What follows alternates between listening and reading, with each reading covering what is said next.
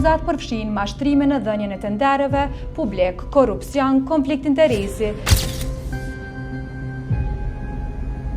Në total janë ndaluar 3 persona, në mesin e tyre edhe Mogherini.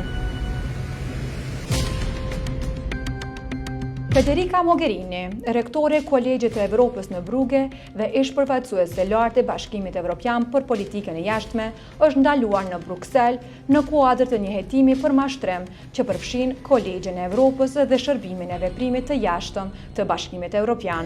Lajmin e raportuan mediat belge.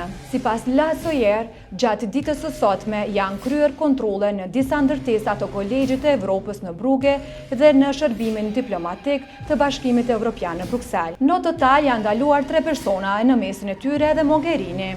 Faktet e pretenduara i përkasin periudhës 2021-2022 dhe akuzat përfshin mashtrime në dhënien e tendereve publik, korrupsion, konflikt interesi, si dhe shkelje të sekretit profesional.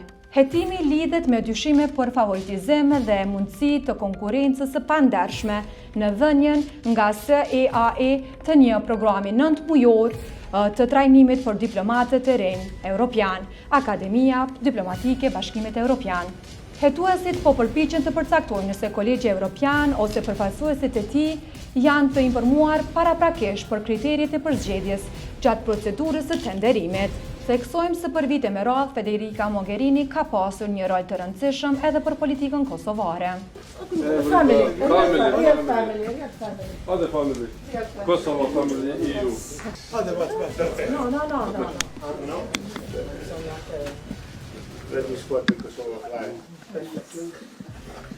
Ajo ka qenë gjithashtu ndërmjetësuesja kryesore dialogut Kosovë-Serbi gjatë viteve 2014-2019, periudhë gjatë së cilës ajo ka udhëhequr procesin politik të BE-s që lidhej me Kosovën. Para karrierës europiane, Mogherini ka shërbyer si deputete dhe ministre e jashtme në Itali për Partinë Socialdemokrate.